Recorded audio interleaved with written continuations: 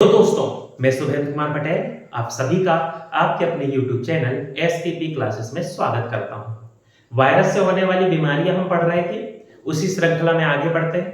पिछली वीडियो में हमने रेबीज और पोलियो इनको पढ़ा था। आज हम आगे बढ़ते हैं। आज हम अगली बीमारी पढ़ेंगे, जिस बीमारी का नाम है स्मॉल पॉक्स। स्मॉल पॉक्स सभी ने सुना होगा। हिंदी में इसे कहते हैं चेचक। हिंदी में चेचक, या इसी को एक और शब्द चलता है शीतला। ठीक है, शीतला शब्द थोड़े नया है, याद रखो। और यदि सामान्य बोलचाल में याद रखना हो तो इसे अपन कहते हैं बड़ी माता। सुना होगा आपने बीमारी छोटी माता बड़ी माता। तो बड़ी माता, स्मॉल पॉक्स का मतलब छोटी माता नहीं, स्मॉल से छोटी में नहीं चले जाना। इस पॉइंट को याद रखना। जो अपन अपने बड़े बुजुर्गों से मुंह से सुनते हैं ना, बीमारी का नाम बड़ी माता, उस बड़ी माता जो बीमारी है, उस बड़ी माता बीमारी को ही अपन कहते हैं स्मॉल पॉक्स। हालांकि पेपर में बड़ी माता नहीं लिखा था, सिर्फ आपकी सामान्य जानकारी के लिए। हिंदी मीडियम चेचक और शीतला शब्द याद कर लो। अब यदि अपन स्मॉल पॉक्स की बात करते हैं तो स्मॉल पॉक्स पे एक पॉइंट याद रखना, ये जो है ये कम्युनिकेबल डिसीज है। कम्युनिकेबल, या जिसे अपन कहते हैं संक्रामक। जब डिसीज के अपन टाइप पढ़ रहे थे तो वहां अपन ने पढ़ा है ऐसी बीमारी जो एक दूसरे के संपर्क में आने पर फैलती है, एक रोगी से दूसरे रोगी में, वो होती है संक्रामक बीमारी, है ना। वो इसलिए उस पॉइंट को अलग से बताने में फोकस कर रहा हूं मैं, क्योंकि बहुत सारे लोगों का ऐसा मानना नहीं है कि छोटी माता बड़ी माता ये जो है संक्रामक बीमारी है। ठीक है, त्वचा के संपर्क में आने पर, सांस के संपर्क में, हवा ना, इन सब के माध्यम से बीमारी फैलती है। तो वैसे अपन उसी सीक्वेंस से पढ़ेंगे जैसे पढ़ते आए हैं। सबसे पहले वायरस का नाम। यदि अपन वायरस की बात करें तो इस वायरस का नाम है, जिससे ये बीमारी होती है, उसका नाम है वेरियोला। Variola virus. ये सब शब्द आपको अच्छे से याद रखना है भाई। Variola virus.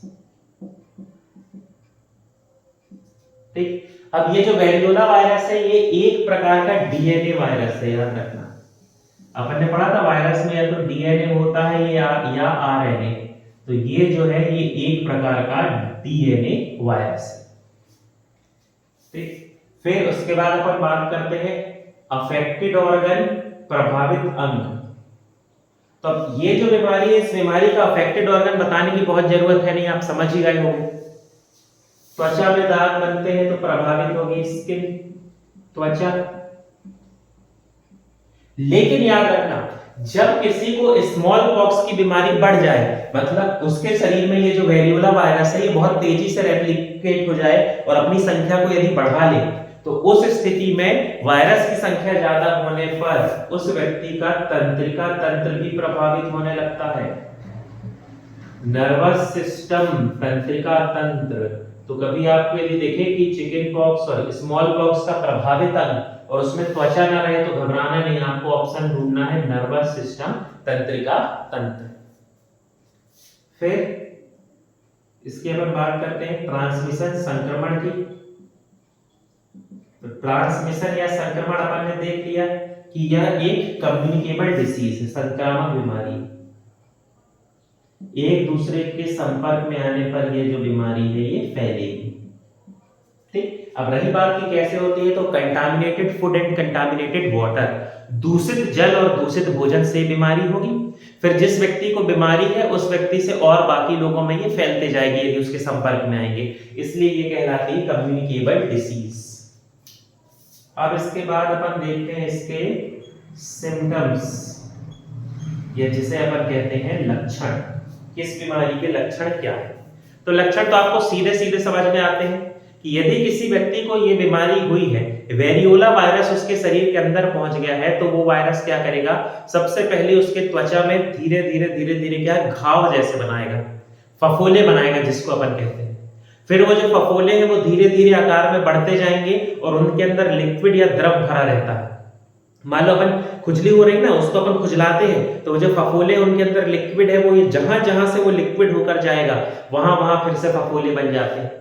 फिर उस बीमारी के 15-20 दिन बाद वो फफोले जो है वो अलग हो जाएंगे, लेकिन वो एक गहरा दाग छोड़ जाएंगे।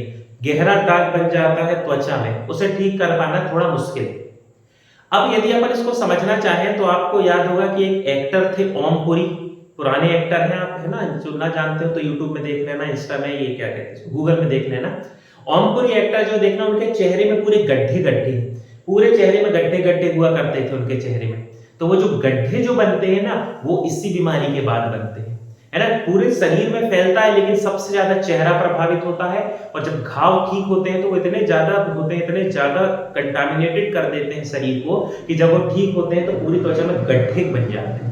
तो वो बीमारी पहले हुआ करती थी, आपको आजकल देखने को नहीं मिलेगी, है ना। उसको भी अभी अपन पढ़ रहे हैं। आजकल आपको यदि कोई कहे कि हमने देखा कि किसी को स्मॉल पॉक्स हुआ, या यदि कोई कहे कि स्मॉल पॉक्स हो गया है, तो समझ जाना वो झूठ बोल रहा है। स्मॉल पॉक्स अब नहीं होता, वो जो अब होता है वो चिकन पॉक्स है, छोटी माता जिसे कहते हैं। ठीक, तो लक्षण में अपन क्या कहेंगे? सबसे पहले तो याद रखो कि चेहरा प्रभावित होता है, सबसे पहले चेहरा प्रभावित होता है।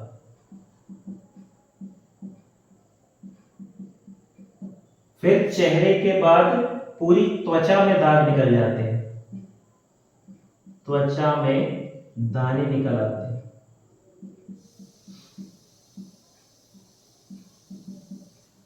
अब अपन ने प्रभावित अंग में, अफेक्टेड ऑर्गन में तंत्रिका तंत्र को भी पढ़ा, तो उसको भी लिंक करेंगे कि कैसे तंत्रिका तंत्र होता क्या है। मान लो कोई व्यक्ति है जिसको स्मॉल पॉक्स के वायरस बहुत ज्यादा फैल गए हैं शरीर में, जो फफोले बने हैं, जो स्पॉट बने हैं, त्वचा में दाग बने हैं, धीरे धीरे वो जो दाग है ना, उनकी संवेदनशीलता, सेंसिटिविटी खत्म हो जाएगी। मतलब ये हो जाएगा कि यदि अपन उस दाग को ऐसे टच करेंगे ना, तो ना उसको एहसास होगा, ना गर्म का एहसास होगा, ना ठंडे का। वहां जो त्वचा है उसकी संवेदनशीलता खत्म हो जाएगी। और सेंसिटिविटी या संवेदनशीलता का संबंध होता है हमारे नर्वस सिस्टम से। इसलिए अपन कहते हैं कि स्मॉल पॉक्स में तंत्रिका तंत्र भी प्रभावित होगी। ठीक, तो ये पॉइंट अच्छे से लिखेंगे। त्वचा की संवेदनशीलता, त्वचा की सेंसिटिविटी, संवेदनशीलता समाप्त हो जाती है, समाप्त हो जाती है। ठंडे गर्म का एहसास नहीं होता, टच करेगा तो कोई सेंस नहीं होगा, फील नहीं होगा। तो इसीलिए अपन कहते हैं कि बीमारी अधिक बढ़ने पर नर्वस सिस्टम, तंत्रिका तंत्र भी प्रभावित होता है। ठीक, ये इसके बेसिक क्या हो गए? सिम्टम्स या लक्षण। अब आगे बढ़ेंगे। अब अपन बात करेंगे इसके ट्रीटमेंट या उपचार, है ना। सीक्वेंस याद रखेंगे भाई। यदि कोई नोट्स बना रहा है तो बढ़िया प्रॉपर लिखो, जो नहीं बना रहे हैं तो पढ़ते जाओ, समझते जाओ, है ना। चलिए आगे बढ़ेंगे। अब बात करते हैं अपन ट्रीटमेंट या उपचार। तो क्या ट्रीटमेंट है? तो ट्रीटमेंट या उपचार है, इसके लिए स्मॉल पॉक्स वैक्सीन का उपयोग किया जाता है। वैक्सीन का नाम है स्मॉल पॉक्स वैक्सीन। ठीक, सीधी सी बात है, कोई दिक्कत नहीं। पर याद रखना, जब ये वैक्सीन की शुरुआत हुई थी, जब ये वैक्सीन बनी थी, तो उस समय इसे कहा जाता था cow pox vaccine. Cow pox क्यों? जब इसको बनाया गया, जिस साइंटिस्ट ने बनाया, ब्रिटिश के साइंटिस्ट थे एडवर्ड जेनर। एडवर्ड जेनर ने जब इसे बनाया तो उन्होंने पाया कि ये जो बीमारी है ये बहुत तेजी से फैल रही है, लोग बहुत प्रभावित हो रहे हैं और उनके अंदर सब सिम्टम्स दिखाई दे रहे हैं। लेकिन उन्होंने देखा कि ऐसे लोग जिन्होंने क्या किया है, जो दुग्ध उत्पादन करते हैं, जो पशुपालन करते हैं, उनको ये बीमारी कम हो रही है, और हो रही है तो जल्दी ठीक हो जा रही है।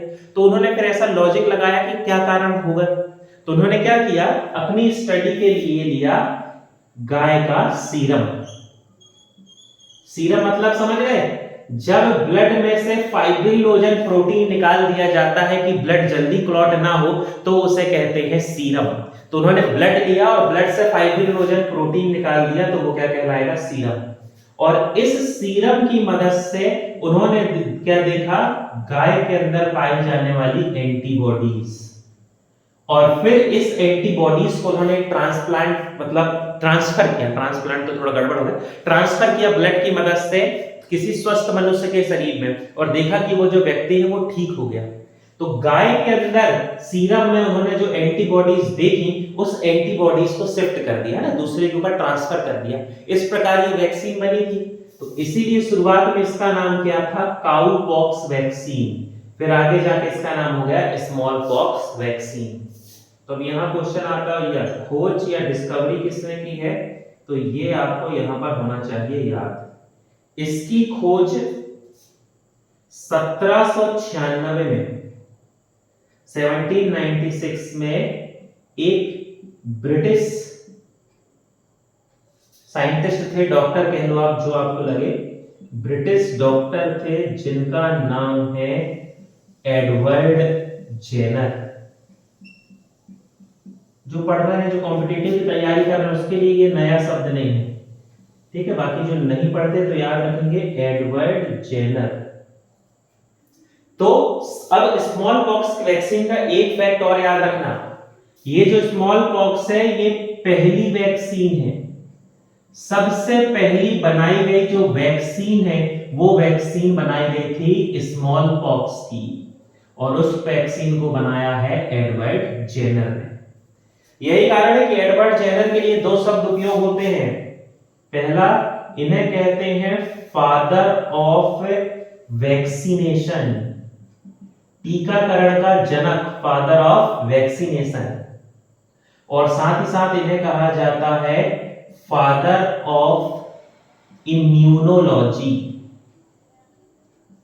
प्रतिरक्षा विज्ञान का जनक। दोनों यदि क्वेश्चन पूछता है तो उसका आंसर होगा एडवर्ड जेनर। जब अपन रेबीज पढ़ रहे थे तो वहां पर अपन ने लुईस पास्चर का नाम पढ़ा था, जिन्होंने रेबीज की वैक्सीन बनाई है। वहां अपन ने पढ़ा था कि लुईस पास्चर को कहते हैं फादर ऑफ मॉडर्न वैक्सीनेशन, आधुनिक टीकाकरण का जनक, फादर ऑफ मॉडर्न इम्यूनोलॉजी, आधुनिक प्रतिरक्षा विज्ञान का जनक। लेकिन फादर ऑफ वैक्सीनेशन और फादर ऑफ इम्यूनोलॉजी ये कहा जाता है किसे, तो इसके लिए अपन कहेंगे एडवर्ड जेनर। एडवर्ड जेनर ही पहले व्यक्ति थे जिन्होंने सबसे पहले वैक्सीन बनाई है, और सबसे पहली वैक्सीन किस बीमारी के लिए थी, स्मॉल पॉक्स के लिए, ठीक। अब आती भैया बात की, यदि कोई व्यक्ति आपको कहता है कि हमने अपने आसपास देखा कि स्मॉल पॉक्स हुआ है किसी को, तो समझ जाओ कि वो गलत बता रहा है। क्यों? क्योंकि अप्रैल 1977,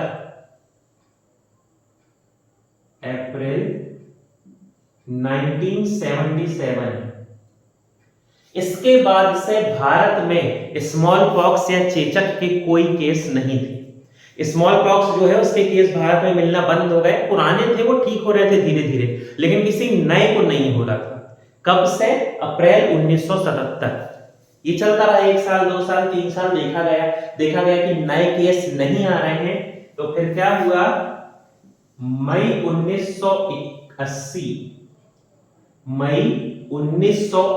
में 1980 भारत को चेचक मुक्त देश घोषित कर दिया गया। भारत को स्मॉल पॉक्स फ्री कंट्री, चेचक मुक्त देश घोषित कर दिया गया था मई 1980 में। केस आना बंद हो गए थे अप्रैल 1977 में, लेकिन फिर देखा गया कि 1 साल 2 साल 3 साल केस ना आए, तो उसका फाइनल हो गया कि भैया अब केसेस निकलना बंद हो गए। तो 8 मई 1980, लेकिन इतनी डेट याद नहीं रखोगे तो भी चलेगा, पर जिसकी मेमोरी अच्छी है, 8 मई 1980 से भारत एक चेचक मुक्त देश है, स्मॉल पॉक्स फ्री कंट्री, चेचक मुक्त क्या है, देश। चलिए, तो उम्मीद करता हूं मैं आपको स्मॉल पॉक्स जो है ये अच्छे से समझ में आ रही होगी, इससे संबंधित किसी प्रकार की कोई दिक्कत आपको नहीं हुई होगी। चलिए, अब स्मॉल पॉक्स की अपन ने यहां पर बात की, अब स्मॉल पॉक्स का ही छोटे भाई की बात करते हैं, मतलब इसके छोटे रूप की अपन बात करते हैं। ये तो हो गया बड़े स्तर पे।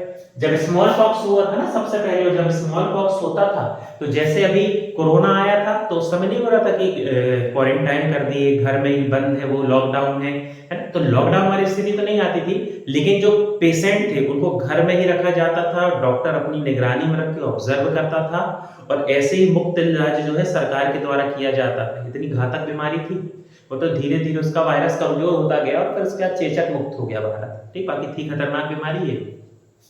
अब आगे बढ़ेंगे। अब अपन पढ़ते हैं अगली बीमारी जिसका नाम है चिकन पॉक्स। हिंदी में इसे अपन कहते हैं छोटी माता। इसके लिए छोटी माता शब्द चलता है, पेपर में भी आता है और बोलचाल में यूज हो रहा। चिकन पॉक्स छोटी माता वैसे बीमारी है, बहुत कुछ वैसा ही है, त्वचा ही प्रभावित होती है, दांत बनते हैं वैसा, लेकिन क्या है उससे थोड़ी छोटी है ना। तो चलिए सीक्वेंस अपन चालू करते हैं। सबसे पहले वायरस का नाम, वो हो रहा था वेरियोला से, ये जिस वायरस से होगा उसका नाम है वेरिसेला वायरस। वो था वेरियोला, ये है वेरिसेला। वेरिसेला वायरस विषाणु, ये भी डीएनए वायरस है, ये भी डीएनए वायरस है।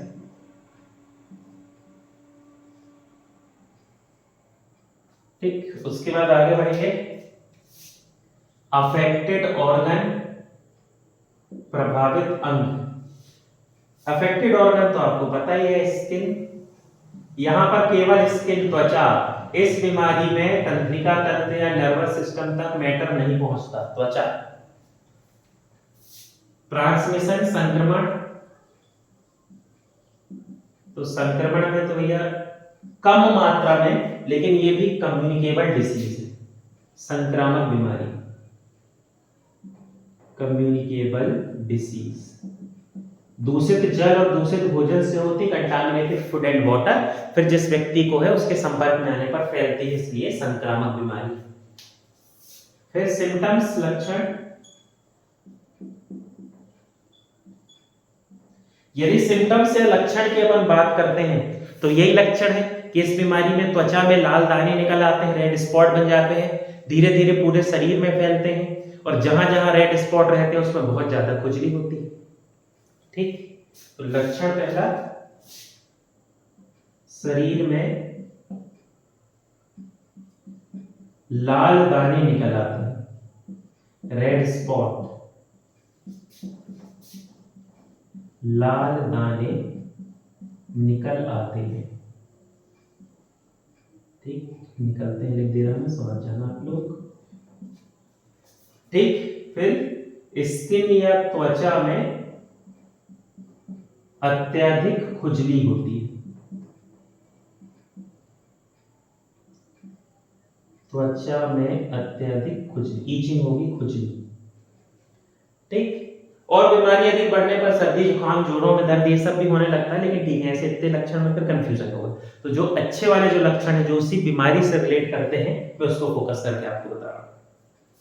ठीक, फिर आगे देखते हैं ट्रीटमेंट, उपचार की यदि अपन बात करें तो यही ऐसा ही एंटीबायोटिक्स दे देते हैं, ये सब होती है। तो ऐसा कोई स्पेसिफिक ऐसा दवाई ववाई का नाम नहीं है, लेकिन फिर भी यदि आ ही जाए पेपर में तो आपको एक शब्द याद रखना है, वो है क्लोरोमाइसिटीन। सुना होगा सब ये, क्लोरोमाइसिटीन का उपयोग किया जाता है एंटीबायोटिक के फॉर्म में। क्लोरोमाइसिटीन क्या है, तो ये है एंटीबायोटिक, बोले तो इसे अपन कहते हैं प्रतिजैविक। ठीक, अब इसका एक पॉइंट याद रखना, ऐसा माना जाता है कि यदि किसी व्यक्ति को एक बार चिकन पॉक्स हो गया तो उसको दोबारा वो बीमारी नहीं होती है। जैसे ही चिकन पॉक्स होगा, वेरिसेला वायरस शरीर के अंदर जाएगा, हमारे शरीर के इम्यूनिटी रिस्पॉन्स करेगी और हमारे शरीर की इम्यूनिटी एंटीबॉडीज बना लेगी। वो एंटीबॉडीज हमेशा के लिए हमारे शरीर में हो जाएंगी और एंटीबॉडीज दोबारा इस वायरस को अटैक नहीं करने देंगी और ये बीमारी नहीं होगी। यदि किसी व्यक्ति को एक बार चिकन पॉक्स हो गया तो दोबारा नहीं होगा, ये नियम कहता है। लेकिन बहुत सारे ऐसे केस देखे गए हैं कि लोगों को वापस हो गया, एक साल के अंदर ही फिर से हो गया है। तो अब एक्सेप्शन अपवाद का कुछ नहीं कर सकते दोस्त, लेकिन पेपर में आए तो याद रखना कि ऐसी बीमारी जो एक बार होती है, तो आपका आंसर हो जाएगा चिकन पॉक्स। फिर एंटीबॉडीज बन जाते हैं और ये बीमारी नहीं होती। ठीक, तो पहले अपन ने पढ़ा स्मॉल पॉक्स बड़ी माता, फिर अपन ने पढ़ा चिकन पॉक्स छोटी माता। चलिए तो आगे बढ़ते हैं, अगली बीमारी पढ़ते हैं। अब चिकन पॉक्स से संबंधित बीमारी पढ़ते हैं, इसी शब्द से मिलता जुलता, उस बीमारी को भी आप लोगों ने सुना। यदि अपन बात करें तो उस बीमारी का नाम है चिकनगुनिया। सुना होगा सभी ने, ठीक, चिकनगुनिया।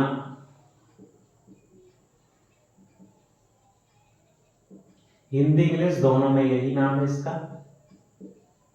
चिकनगुनिया।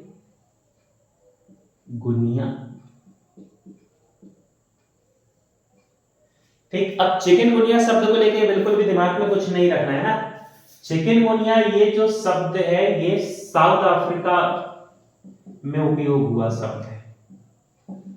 दक्षिण अफ्रीका या साउथ अफ्रीका में ये शब्द उपयोग हुआ था, वहां की लोकल भाषा में चिकनगुनिया शब्द है। इसका हिंदी में मतलब होता है झुका देना। ठीक, तो क्या था, ये जो बीमारी है इस बीमारी में हड्डी और जो जॉइंट या जोड़ है ये बहुत ज्यादा दर्द देते हैं, और एक बार यदि ये वायरस गया तो शरीर से पूरे तरीके से कभी नष्ट नहीं होता है।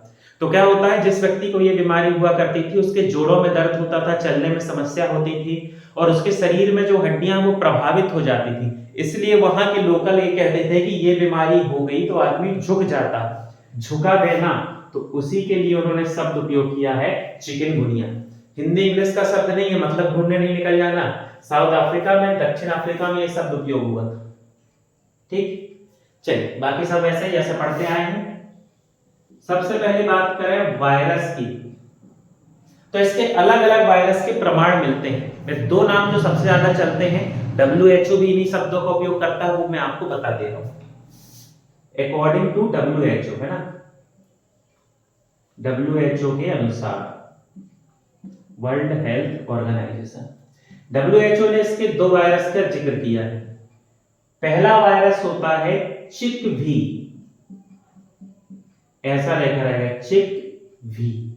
तो चिकवी का मतलब तो आप समझ गए होंगे, चिकनगुनिया वायरस। ठीक, चिकवी का मतलब है चिकनगुनिया वायरस। ठीक, एक ये दूसरा शब्द उपयोग होता है जिसे कहते हैं अर्बो वायरस। अर्बो वायरस। तो आप कंफ्यूज नहीं होना, ऑप्शन देख लेना, परिस्थिति समझना, दोनों नहीं आएंगे ऑप्शन में, कोई एक ही रहेगा। चिकवी या अर्बो वायरस, ये दोनों जो है वायरस है चिकनगुनिया के। अफेक्टेड ऑर्गन, प्रभावित अंग, तो अभी अपन ने बात ही करी उसकी। इस बीमारी में जो सबसे ज्यादा प्रभावित होते हैं वो है जोड़े। जोड़े मतलब हड्डी वाले जोड़े, जॉइंट्स, संधि जिसे अपन कहते हैं। अब यदि अपन बात करें इसके ट्रांसमिशन या संक्रमण की, तो ये जो बीमारी है ये मच्छर के काटने से होती है। ट्रांसमिशन या संक्रमण क्या है, तो संक्रमण याद रखेंगे, ये बीमारी मॉस्किटो या मच्छर के काटने से होती है, मच्छर के काटने से। और याद रखना, मच्छर जो हमेशा काटती है वो मादा मच्छर होती है। ठीक, ये फीमेल मॉस्किटो ही कट करते हैं। ठीक, मादा मच्छर ही काटती है। मेल जो मच्छर है, जो आपके पास कान के पास जो आवाज करते हैं ना, वो मेल मॉस्किटो होते हैं, उनके पास डंक नहीं होता, वो काटते नहीं है, वही पेड़ पौधों से रस लेके अपना जीवन चलाते हैं। जो काटती है वो मादा मच्छर है, फीमेल मॉस्किटो। वो इसलिए काटती हैं ताकि उन्हें हमारे ब्लड से प्रोटीन मिले और वो अपने अंडे को क्या कर सके, ज्यादा मैच्योर कर सके, परिपक्व कर सके। ठीक, तो ये भी मच्छर के काटने से होता है। उस मच्छर का नाम है मादा एडीज एल्बोपिक्स। देखो शब्द भारी जरूर है पर याद होना चाहिए भाई, यदि औरों से हटके कुछ करना है तो ये सब शब्द याद होना चाहिए।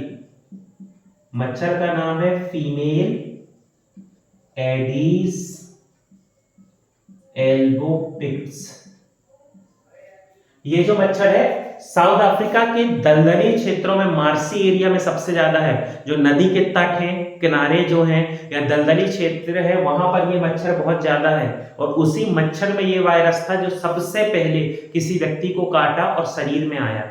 तो ये क्या हुआ था 1950 में। जब बात निकली तो सुन लो, 1950 में तंजानिया नामक जो जगह है, तंजानिया नामक जगह में सबसे पहले मनुष्य में इसे देखा गया था, मनुष्य में पाया गया। इसी मच्छर के काटने से पहुंचा था उस मनुष्य के अंदर 1950 में तंजानिया में। ठीक, वैसे सामान्यतः ये सब चीजें नहीं आती, लेकिन अच्छी याददाश्त रखो, ये सब याद रखो। यही तो आपका और लोगों के बीच में डिफरेंस बनाएगा, है ना। 1950 में तंजानिया में सबसे पहले चिकनगुनिया का केस देखा गया था। ठीक, चलिए आगे बढ़ेंगे अब अपन। अब इसकी बात करते हैं अपन किसके, सिम्टम्स, लक्षण की। जिस सीक्वेंस में चल रहे हैं अपन वैसे ही पढ़ेंगे। जोड़ों में दर्द होता है, इसे तो आप समझ गए होंगे, काफी कुछ सिम्टम्स या लक्षण।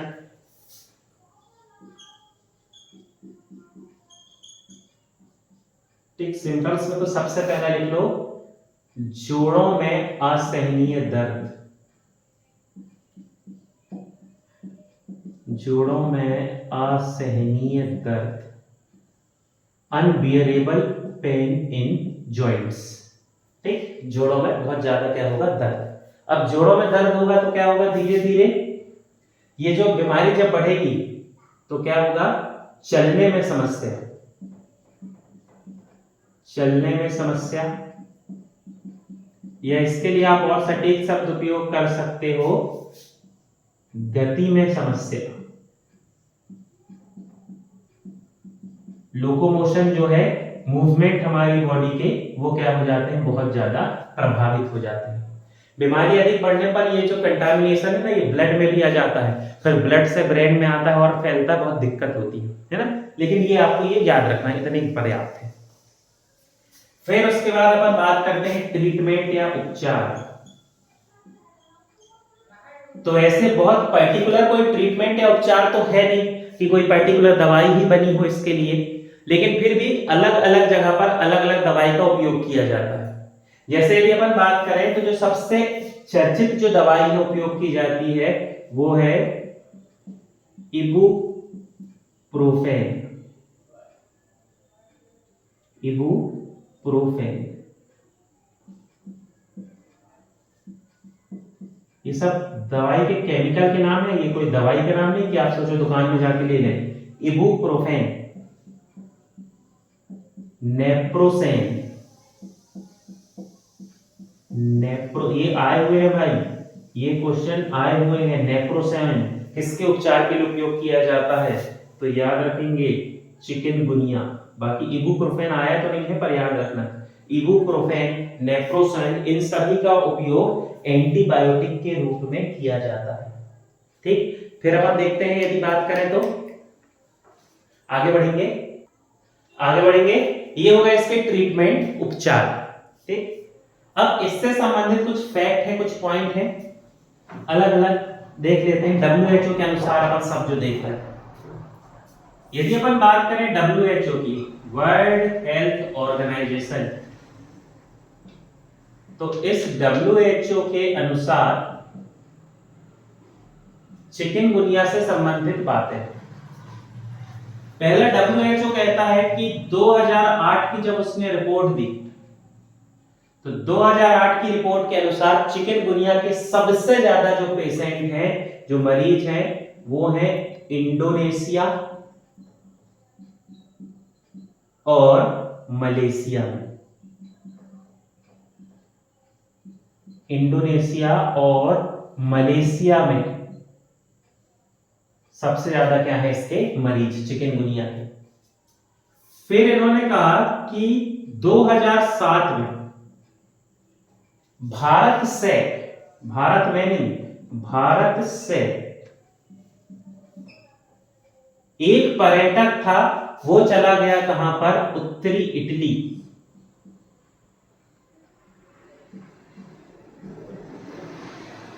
ठीक, नॉर्थ इटली चला गया और वो जब पहुंचा तो वो जो पर्यटक था वो चिकनगुनिया से प्रभावित था। तो जब वो इटली पहुंचा तो इटली में पहुंचकर नॉर्थ इटली में उसने 300 लोगों को प्रभावित किया, 300 लोगों को इस बीमारी को फैला दिया, 300 लोगों को क्या कर दिया, प्रभावित किया। तो अगर कह सकते हैं कि भैया यूरोप में ये बीमारी पहुंचाने का जो काम है वो अपन ने कर दिया। यूरोप में सबसे पहला केस आया था 2007 में, वो भी भारत से एक पर्यटक गया था उत्तरी इटली और उसने वहां पर ले जाके बढ़िया चिकनगुनिया का वायरस छोड़ दिया। 300 लोग जो है उस बीमारी से क्या हो गए, प्रभावित हो गए। फिर आगे बढ़ेंगे 1960 में, 1950 वाला तो पढ़ लिए कि 1950 में तंजानिया में मनुष्य के अंदर सबसे पहले देखा गया था। 1960 के दशक में यह बीमारी जो है सबसे पहले आई थी कहां पर, इंडोनेशिया और एशिया। इंडोनेशिया और एशिया में ये जो बीमारी है ये आई थी 1960 में।